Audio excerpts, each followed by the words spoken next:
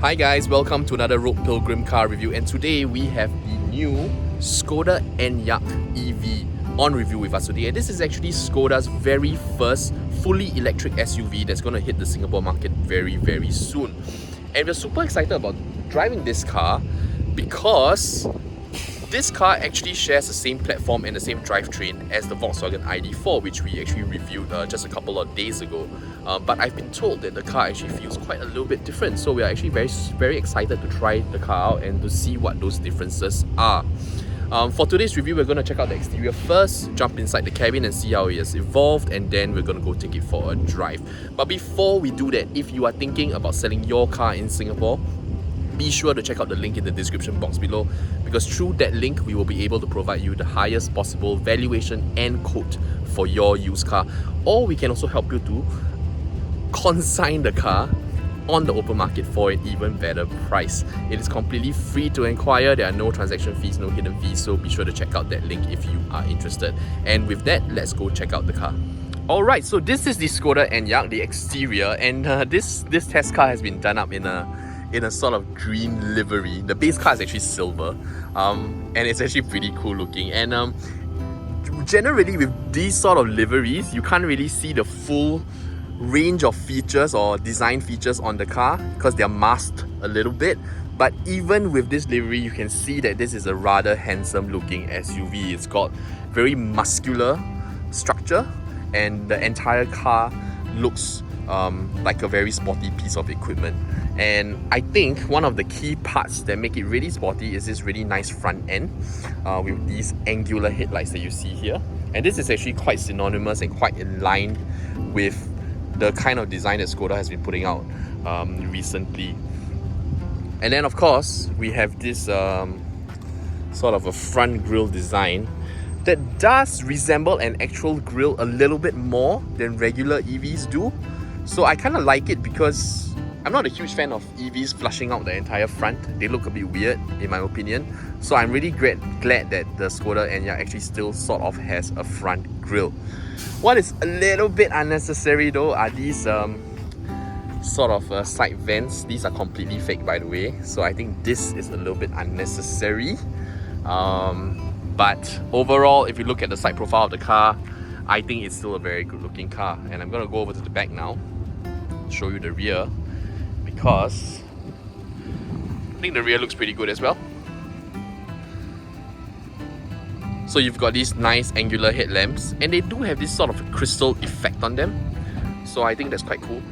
If I go closer, you can see.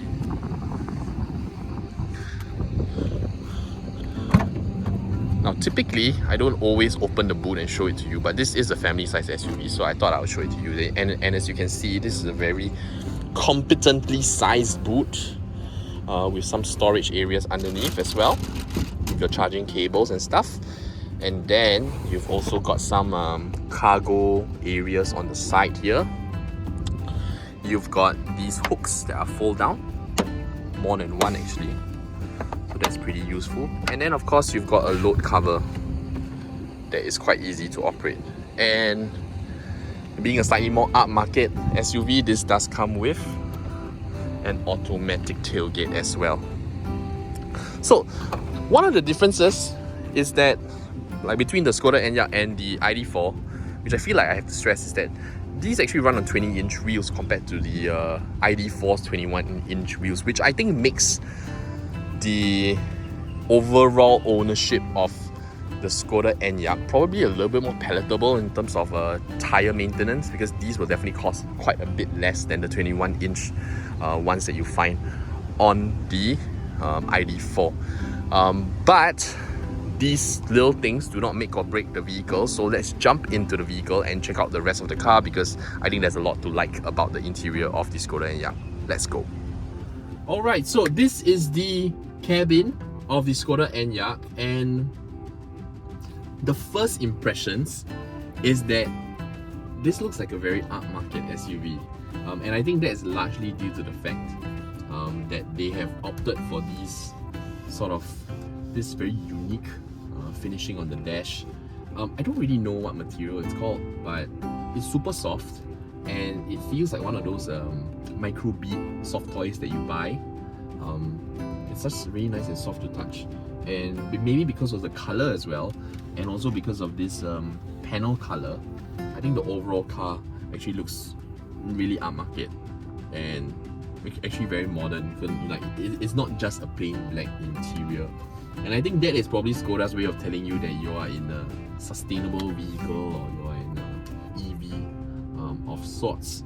But diving straight into the features of the cabin, what you get up front here is this very neat looking digital driver's display or virtual cockpit, and this is actually made to be quite small. I don't know why it's so small in particular, but what is so far quite good about it is that I find that despite adjusting the steering wheel in different angles, you should still be able to see the virtual cockpit quite clearly, which I think is probably the reason why it's made to be a little bit smaller rather than larger. The graphics are actually quite nice on the car, on the instrument cluster, so I think that's all well and good, and all the information there is actually controllable through this multifunction steering wheel, which is taken from the current crop of Skoda cars. So if you are familiar with the current range of Skoda cars, you will not find this steering wheel too unfamiliar. I do kind of feel like if you were to nitpick a little bit, this steering wheel does look a little bit dated for this particular EV. Not that the steering wheel is ugly in any way, I think it's still quite a nice steering wheel, but if you look at the rest of the cabin, this does stick out a little bit, sort of as an old piece of kit. It would have been really nice if Skoda had designed a brand new wheel to go with their first ever fully electric SUV. But that is just my opinion. I'm sure there are people who love this steering wheel, and you know what? It works perfectly well. There are also very nice finishes here, some metal bits here, very cool. Over here, there's a 13-inch infotainment unit. This is touchscreen, and resolution is very clear, and it also houses all your not just your infotainment settings, but also your climate settings. So there are no longer any sort of temperature control dials further down in the center console. So to adjust the climate, you just press the shortcut over here, and then you can go on and adjust all your various settings, and then you press it again to retract back into the main menu. You can also change your driving mode here. So you've got Eco, Normal, Sport, and of course a customizable individual mode. So all that is actually very neat. Down here, you've got a wireless charging pad. You've got two cup holders, which are a little bit small in my opinion. They kind of like with this tumbler, you can only stick the butt in, so it doesn't really fit all the way. If you take out the divider, you can push it in a little bit more, but it does seem quite haphazard. So just take note, if you are buying a Skoda Enyaq, that you probably want to get a smaller tumbler. Further down in the center console here, you've got more storage space that is rubber lined, so that you don't get any sort of rattling, which is all very nice. Here you have the drive selector. It's just a sort of a little button here, and you move back and forth. Drive, reverse. To engage park, you just engage your parking brake immediately, so it's actually quite seamless. And then further down here, you've got a storage bin, which does have this sort of a variable insert which you can kind of put at home, and then you've got an even larger center bin. And within the center bin, there is another compartment. Look at how much things I'm pulling out of this center storage unit. It's amazing. Of course, if you don't need all this, you can actually chuck it somewhere, and then you've got a massive storage unit that absolutely swallows this this tumbler, as you can see. So I think that's very cool. I think with Skoda, there's always this element of cleverness in the way that they design stuff. There's a certain level of thoughtfulness, which I think is always quite nice, save for this cup holder. Alright, so here you've got some seats, sporty seats, I feel. I mean, they're not really as hugging as the ones you find on the ID.4. And the ID.4 does come with that dedicated armrest, which I love super a lot. This one just comes with a regular center console armrest, but that's all well and good. So yeah, generally this is the cabin of the Skoda Enyaq, and I think it's generally quite well appointed. And I think that if you were to give a ride, for example, if you bought the car and you drove it to work and you went out for lunch with your colleagues and your colleagues jumped into your car, I think they would be quite impressed with what they see. I think it does make a very strong first impression. Of course, if you've got kids, I'm not sure how resistant this material is to stains and stuff, but I guess that's the trade-off, right? If you want a nice looking car, then you have to do light colored interiors. But with that, let's jump into the back and check out the amount of space we have in the rear of the Skoda Enyaq.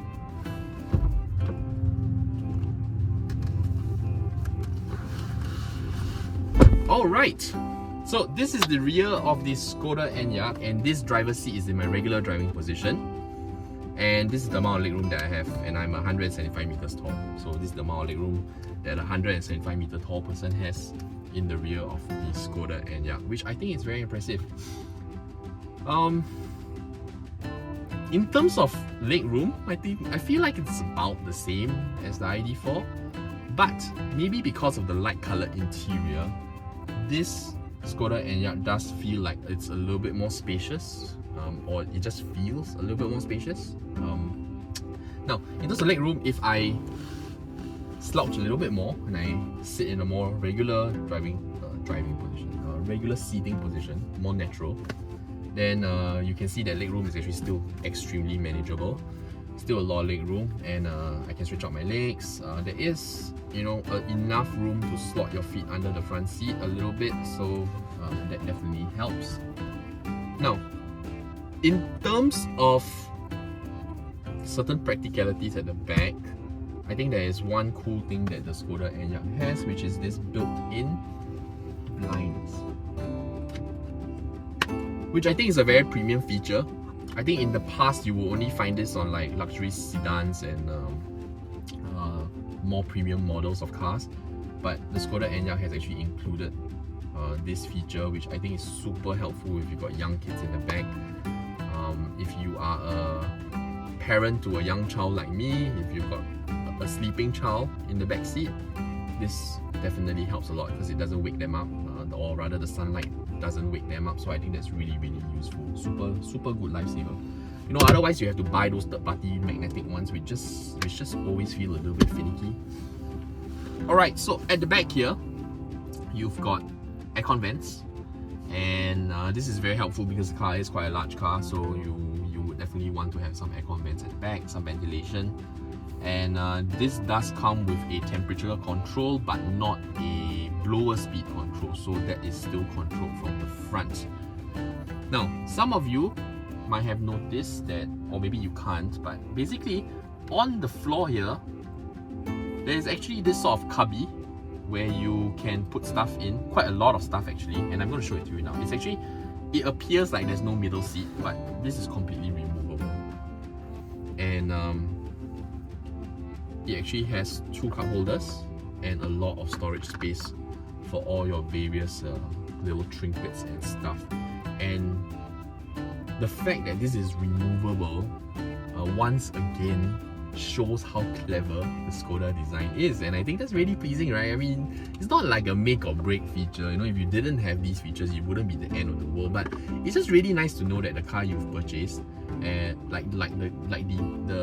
the engineers and the people who created the car actually spent a little bit more thought about these little features and to provide these little features for you, the consumer. So I think all that is really cool. Aside from that, you've also got ISOFIX points, pretty standard stuff. These are the exact same ISOFIX points you find in ID.4. And you've also got a nice panoramic roof, and I believe a sunroof as well. Let me see. The car is currently turned off, so I'm not able to show it to you right now, but maybe I'll show it to you later. Right. So, all is very well and good in the cabin, and I think the car so far feels like it's very well set up to be a family car. Let's see how the car drives, because I think that is probably the final equation in whether or not the Skoda Enyaq does well as a family size SUV. So let's go. Alright, so up on the roads now with the Skoda Enyaq, and to get some basic specifications out of the way, this car actually shares the same platform and the same drivetrain as the Volkswagen ID.4, which we reviewed earlier this week. Now, that means the car packs about 200 or so horsepower, 310 Newton meters of torque, and it will do 0 to 100 in 8.7 seconds. Now that is actually 0.2 seconds slower than the ID.4, and despite sharing the same platform and the same drivetrain, I think the difference in the 0 to 100 time is probably due to the fact that the Skoda Enyaq is a tiny bit larger in terms of its overall footprint. So it is a little bit longer, and it also is a little bit wider, which I think is all very nice because, after all, the Skoda Enyaq is a full-size family SUV, so that extra bit of space can't hurt. In terms of where the Skoda Enyaq is going to fit in terms of which price segment, we don't really have the answer to that yet, because although we have the test car today, the actual car will only go on sale towards the end of the year. So that means we don't really have indicative pricing yet, and without the indicative pricing, it's actually kind of hard to see who or what is going to be a key competitor to the Skoda Enyaq. But I think if Skoda can launch this car below $300,000, I'm not sure if that's possible, and this is not based off any research, it's just something that I feel. If they can bring in the car below $300,000, then I think we got a really, really good thing going, because for a car of this size and this sort of refinement and this sort of fitting, I think this would be really good value to the consumer, which I think is also very timely, because currently, if you talk about SUVs or SUV EVs, family size SUVs, the only current options are actually quite premiumly priced. So I think this will provide a very good option for people who are maybe looking for something a little bit more value for money. Because we can't really compare it to any other car at the moment, I think the key point of comparison will probably be the ID.4, because it's based on the same platform and the same drivetrain. But despite being based on the same platform and the same drivetrain, the two cars actually feel very, very different on the road. So the ID.4 is actually a lot more sporty, I feel, firm in terms of its suspension setup, and probably a little bit more dynamic and direct in terms of its steering and handling. But the Skoda Enyaq is a lot more pliant on the road and a lot more comfortable, in my opinion. So I think this probably makes for a better family-size SUV if you're looking at carrying multiple generations, kids, elderly people, so on and so forth. I think this setup is more conventionally comfortable in that sense, and will probably suit a wider range of demographics. So I think that's really, really good.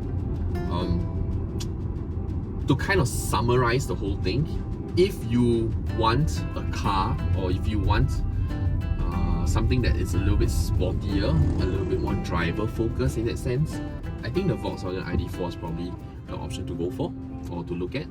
But if you want something that is super comfortable, great for long distances, and great for driving over imperfections on the roads, then I think the Skoda Enyaq is probably the better option to look at.